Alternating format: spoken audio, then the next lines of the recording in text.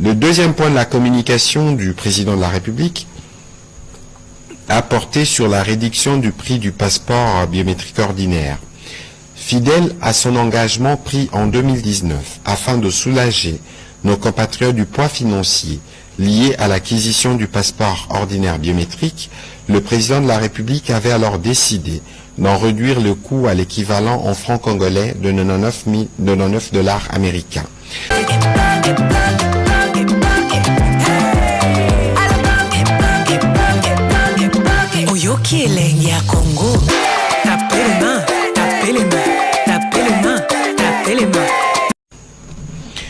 Le deuxième point de la communication du président de la République a porté sur la réduction du prix du passeport biométrique ordinaire.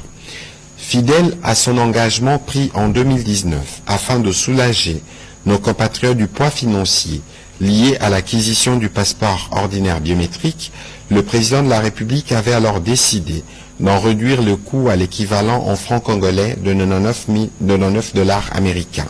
Cette décision s'inscrivait dans une vision plus large de l'action publique, celle de rapprocher l'état des réalités quotidiennes de nos concitoyens en faisant de la justice sociale, de l'efficacité administrative et de la bonne gouvernance les piliers de notre gestion. Aujourd'hui, dans la même dynamique, avec la ferme volonté de rendre ce document essentiel encore plus accessible, le président de la République a pris la décision, après analyse des différents paramètres lui présentés, de ramener les prix du passeport ordinaire biométrique à l'équivalent de dollars américains, 75 $.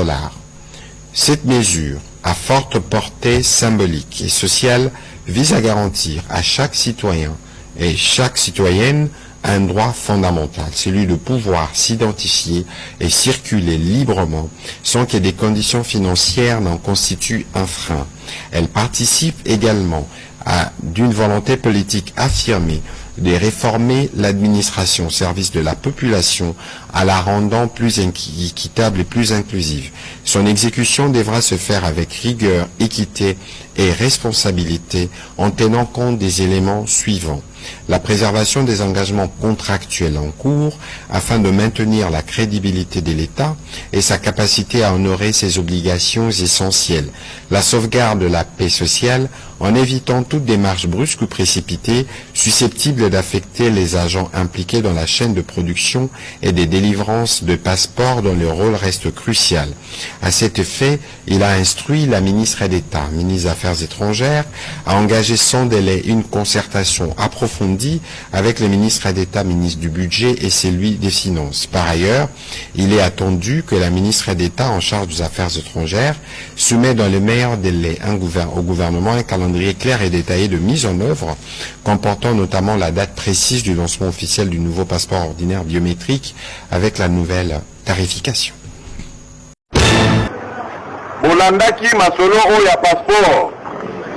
Ba passeport na biso tango tofutaka yango 65 $ balongolaka na kati wana ekendaka na compte moko ezaka na Dubai efongwama na famille na ye. Ba imprimer nyonso ya valeur ya mboka oyo. Ba document nyonso bomonaka ya valeur tofutelaka. Ndeko na ye ya mobali mutu aza na marché wana ya banque. Mais non, Kabila avait le cœur, hein. Jikaka avait le cœur pour nous supporter. Tu vois ça? L'éternel, c'est très mauvais, l'éternel est très mauvais. On peut oublier les paroles, on oublie les dates, mais l'éternel nous rappelle toujours. L'éternel nous rappelle les événements passés, ça nous rappelle les discours, ça nous remet les vidéos en jour. Tu vois ça? Et maintenant, on va dire quoi? Donc, le prix du passeport, c'est déjà combien? C'est à 10 $, c'est à 20 $. Alors si c'est dans les 100 €, un autre sur 65 €, ça part à Belgique. Donc ça part à Belgique. L'éternel nous fait toujours la mise à jour des choses. Ça, c'est le discours qui a été tenu quand Kabila était au pouvoir. Et aujourd'hui, le prix du passeport reste intact. Où vont les 65 $ autres? Question, point d'interrogation renversée. Tata Nzambe yo mtu kukisaka bapuyaka batu Nzambe toyokaka pa na yo toza na yo baza solo akina ozwa carte jaune na ngai makambo nyonso deja na préparant c'est bon malgré visé eza te Non, la carte jaune yango. Mais comment comment complet là. Dia boy. Alors on dit Marie au Simba. Au Simba obligé. Quand le diable essaye de m'intimider. Nangana lo beloko moko na ngolo bako. Omoni yo. Na ko ningisa na ko kuka yo. Toza awa onyo ambassade. Ta ambassade toza na libanda. Des ordres eza aya jeté des ordres. Ba mususu ba 5, ba mususu ba 4, ba mususu ba 6, ba mususu ba 7, biso toza ka mulongo moko. Biso toza mulongo moko toza ka esika moko. Tala. Fati beton te la sur tango tala. Tala sika tozali. Ba mama na babana. Bala bala muki ba 4 heures. Mais tala. Ba mususu ba yeki lobby. Ba mususu ba yeki lobby mais ta ba mama na babana ba bébé. Ba mususu ba yeba 4 heures, ba mususu ba yeki lobby ba koti ba to osinga ba mbongo. Faut futa mbongo. 1000 rand non ya droit d'entrée, na 2500 ya passeport, na 300 ya ANR. Fati beton. Tele biso likambo. Ah na Cape Town na Cape Town. Ambassade le yaki dimanche le 21. Lobe ça qui full awa lelo tala. Liboso ku koloba te moyen na déplacer ça na saka place au poste au déplacer ba yib ba sur place non. Tala kuna liboso kuna liboso. Désordre. Okay. 2006 à 2015 à 2022. Nasali 15 ans en Afrique du Sud. I'm speaking English. I'm reading English. I'm writing also. I'm diaspora of South Africa. Many years ago, I'm stayed there, and then when he said we must be coming back to the country, we're coming back to the country. The country is coming to rubbish everything. Why? Our children, they can sleeping well. It's not fair. There isn't a place for sleeping. We don't have the place. We are just sleeping here outside. Outside, you are sleeping outside. What you can do now with the family? Look at the family here. Look at the family. We are suffer. We are back to him. He must be give us something. Yeah. If he's not give us not something, he must be give us the line. Congo is the big country. It's the big country. We got the place, and then he must be give us even the line someone else, because people they can die. We are begging. People suffering. We are suffering. I'm saying sorry and please, I'm begging to you because you are president of Congo. Just remember us, and then we are the diaspora. If we leave us like this, mean the people they can die. Thank you for the message. Thank you very much. Okay. Bonne nouvelle pour toute la diaspora congolaise résidant en Afrique du Sud. Na pesi binombo te de partout banamboka, message très important, il faut partager. Yo fan en Afrique du Sud, de partout, Port-Elizabeth, Johannesburg, Pretoria, Durban, Mpumalanga, Soweto, partout na kati Afrique du Sud. Bonne nouvelle parce que lundi le 15 septembre 2025, l'isolo ya passeport et bandi. Bazo banda déjà capture ya passeport biométrique na ambassade ya Afrique du Sud. Alors, chose promise, chose faite. Coup de chapeau à notre ministre des Affaires étrangères, Madame Wagner Kaikwamba Thérèse. Parce que elle nous avait promis que passeport et kozala à $75. Et c'est comme ça les choses s'est fait. Na minute oyo, na uti kozwa communiqué officiel oyo uti na ambassade ya Afrique du Sud, na Pretoria. Ambassade d'Abisso ya ba Congolais. Alors, c'est très simple. Pozwa passeport. Yo benga kangai et partenaire privilégié aux en connexion te pour nazo passeport te makambo ya connexion ezate. Tala communiqué officiel et outil na ambassade na Pretoria yangoyo. Sikoyo moyen atangela bino biloko tout nyonso oyo et komami na communiqué ezate. Na betelo ka lisolo na mukuse comment le processus ezo salema. Processus ya liboso ozozwa inscription en ligne. C'est-à-dire inscription au kozwa ezo permettre yo po ozwa numéro d'identification fiscale, ce qu'on appelle NIF. NIF oyo au Kozelango à partir ya site officiel ya DGI. Oyo ko permettre yo po obanda ba processus mususu ya kozwa passeport. Alors de deux, okosala nini, okosala susu paiement en ligne via banque Equity Bank BCDC. Oyo eza na Congo. Alors $75 okofuta wana soki o utilisaka banque oyo te bakokata yo quelques pourcentages quand ndenge zalaka. Après sikoyo ozokende ko se présenter na ambassade avec bon de paiement na yo avec fiche imprimée ya inscription oyo salaki wana.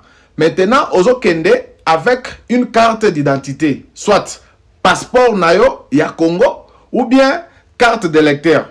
Kozo mukanda na yo te ya ngunda oyo salaka na Afrique du Sud pour que nango na ambassade. Te, il faut ozwa na document moko oyo ko identifier réellement que tu es congolais.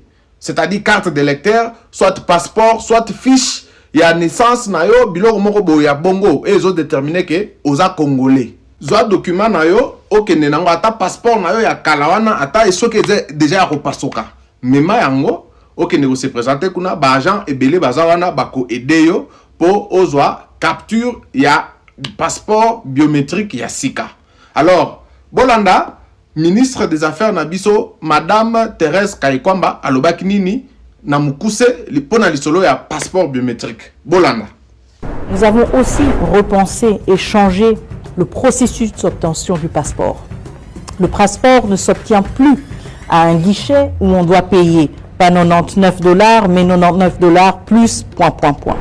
Le passeport se paie uniquement en ligne ou à un guichet bancaire. Cela veut dire que nous avons complètement éliminé l'interférence humaine que nous connaissons, qui est malheureusement un des facteurs avec lesquels nous vivons dans beaucoup d'aspects de notre vie publique. Mais nous avons vraiment fourni des efforts importants pour enlever ce facteur humain et pour donc permettre aux Congolais et la Congolaise d'accéder facilement à ce passeport sans interférence avec un paiement direct.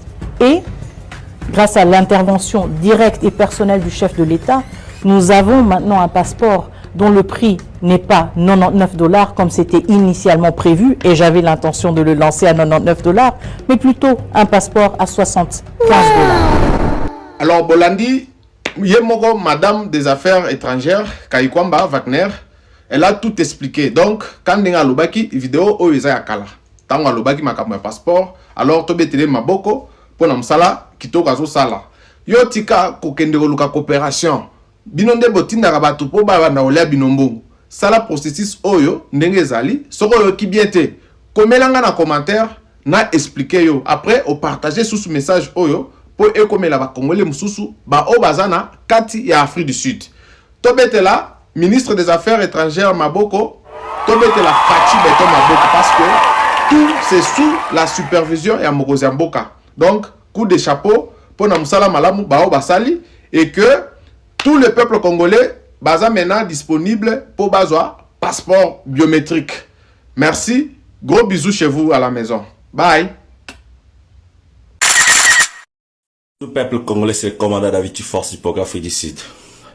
Nae noki nae bisabino makambo tozanango na ambassade na biso ya Afrique du Sud ba oti kosala audit et pa ya ba agent ba inspecteur ya IGF ba kuti ke mbongo nyonso ezaki na caisse ya ambassade na biso ba yibi yango ba yibi nyonso bayibi nyonso nazo babie bayibi nyonso bazwi nyonso bakenango banani bayibi eza bato oyo bazalaki kuna na ambassade bato basala na mpoko baye kolekana basali pe na ambassadeur Moulaja o babandozela basala lisusu na John Nyakeo mais atozo babengani bango nyonso na ebite bayibi mbongo po babenganaki déjà bango o bayebisaki bango ke bokosala te.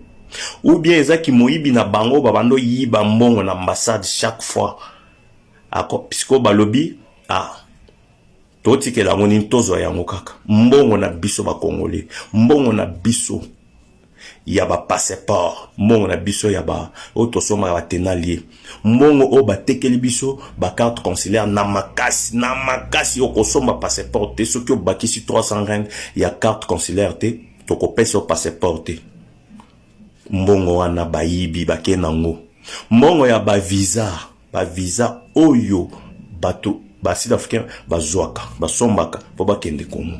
Imaginez ba visa na biso ebandaka na $100 $150 ti likolo boyebi keza combien de mbongo bayibi mbongo oyo ya ba work permit o ba sud africain bazwaka ba work permit po bakende o bazwaka ba visa ya visite nyonso wana les visas des affaires donc ba visa nyonso ba mbongo nyonso wana nous on a les visas les plus chers du monde bo calculer mbongo wana oyebi ke bayebi mbongo combien toko pesa bino montant to aussi tozela makambo nyonso na ba komo ya miyibi toko pesa bino na ba montant bayibi toko pesa bino pourquoi koyiba mbongo ya l'état bozwaka salaire bosalaka bakope ya minene bosombi mapango bosombi bamituka minene est-ce que bozwango na basalaire bozwango na bakope na détournement ya mbongo mais au lieu botika mbongo na caisse bozwi mbongo nyonso bokenango siko ambassadeur John Nyakeo oazoya ako sala musala na mbongo nini etikali toyoka ke lopango wana ezalaka ya biso te tofutelaka yango nde loko sikoyo etikali poto yoka na sens makambo ekei na sens na ndenge makambo ezokende et puis nozela ambassadeur ya sika John Nyakeo nosolola naye akitisa papier oyo tobengi laisser passer tenalier du passeport tenalier du passeport wana il faut bakitisa yango tokosoma 1200 1300 1500 te so John Nyakeo aye po abongisa akoya te po a continuer na mabe ya batu nyonso o balongo yana te po abongisa il faut tenalier ekita carte consulaire mutoso mango soki alingi ezala ya imposition te que pour son passeport 2800 2500 ou bakisi 300 obligatoire ben bayebi ke mbongo wana bakoyiba yango bakokima nango siko divozi mbongo nyonso bokimi nango John Nyakeo oyo aye ya kosala ndenge nini akosala na maboko akosala ndenge po mbongo wana ne mbongo esalaka lisusu ke ambassade fonctionner bozi nyonso boyibi bokimi nango boza na chance po baye kosala audit basi ba nommé John Nyakeo soki basalaka audit wana bino bozanano wana bayebisi biso ke boyibi lumbe bolinga bozwa tonga toyela bino mobondo bolinga bo vivre soki kaka basalaka audit autant bino bozalaki et bayebisi biso ke ba détourner ba mbongo po tomona ka social oyo ambassade atikala ko aider nango ba congolais te wenze ya yovile ezikaka ambassadeur ayekuna alobi na koya ko aider bino mais ba ambassadeur ya ba pays nyonso bayaka ba pesa ba mama na ba mbongo po bazongisa biloko na bango esika ya biso ambassadeur alaka akenda libela ti lelo ba mama na ngai batiaka nga makelele mais ambassadeur aloba bo mama botika kamwana esileka alors to sengi ke John Nyakeo ye akoya po abongisa toko solola naye akoya po abongisa oyo zaki mabe oyo babebisaki fo abongisa yango malgré bayibi mbongo aza na caisse eza vide akoza na difficulté ya kosala po caisse eza vide bayibi mbongo nyonso IGF alobi bayibi mbongo nyonso alors bino batu wana boyibi mbongo boyeba ke bokokangama boyeba ke biso soki tokutani na bino ata na nzela tokokanga bino bokokende te po toyebi bino toza bakombo na bino bo tamolelaka na mapaku na mapata boyeba bien ke place tokomona bino po mbongo wana eza mbongo na biso eza mbongo na bino te eza biso peuple alors tozokende nanu lisusu na kotala makambo toyeba ke nini lisusu basali tokozongela lisusu bino po toyebisa bino c'est la patrie ou la mort, le commandant David. Ah, tata Nzambe, yo mto kukisaka bapuyera batu Nzambe, toyora apa na yo, tozana yo baza solo. Akinozo wa carte jaune na ngai, maramnyo se déjà na préparant c'est bon malgré viser zate, na la carte jaune yango. Mais, comment kuma complet daon. Dia boye, alors on dit mari au Simba obligé. Na passeport ya uni. soboye bakagote nazali réfugié politique confirmé na convention de Genève il y a 1951 na statut ya ba réfugié na protection ya gouvernement belge français américain anglais na statut nanga na kotambola partout na monde na protection